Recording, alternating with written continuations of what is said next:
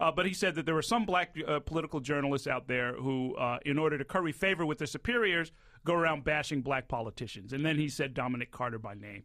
And it wasn't fair. It wasn't logical, frankly. But what happened was the night before, and unbeknownst to me, because as the morning man on a radio show, I go to bed well before 10 o'clock, which is would have been the earliest I could have caught it.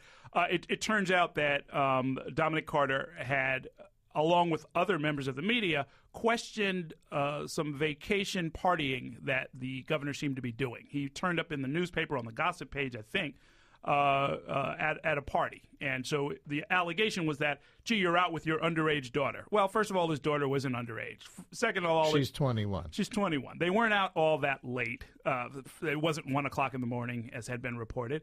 And it was a party for a 50-year-old staff member or supporter of the governor. So it was about as innocent as it gets, frankly. And I think a lot of his frustration at tough media coverage he's gotten, some of it fair, some of it not fair, really just spilled over, and he aimed it all at Dominic, which was about as unfair of a charge as he could make. So yesterday, the governor sort of backtracked, and not about Dominic in particular, but about this whole issue of race and racism in the media being responsible for his lack of popularity. Here he is speaking to a group of reporters in Stony Brook on Long Island. My remarks never say that there was a race element at all. What I did talk about was some negative racial stereotyping.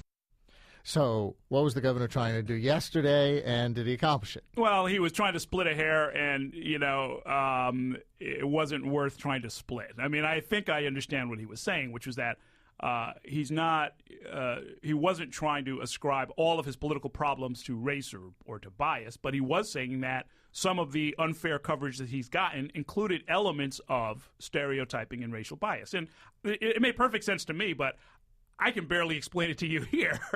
I thought it was very unwise of him to try and do that. And, in fact, he came on the show this morning. I found out about it when reporters... Did you call him, or did he call you today?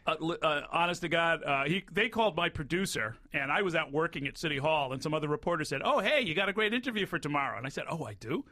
And so he wanted to come on to end the controversy where it began. So that was this morning on your show? Yes, at 8 o'clock. And he gave an apology that was pretty complete, pretty forthright, said he didn't mean to suggest things that people were reading into it, and that he knows it's unwise to attack the bias in the press. He just gets tired of it sometimes, but he apologized for spreading all kinds of things that he didn't mean to. It wasn't a personal apology to Dominic Carter, by the way. Did he mention Dominic by name? He did not, and I didn't think it was appropriate for me to press him on that. Mayor Dinkins, former Mayor Dinkins, has offered to host a beer summit for the three of them. He carefully, I think, included himself. I probably should try and get an invite to that one to try and settle all of this and put it finally to bed. Although I must tell you, during the interview this morning, I had to kind of cut the governor off because he gave this full apology, and then he started to explain why he was giving it. And I was like, no, that's not how you do an apology.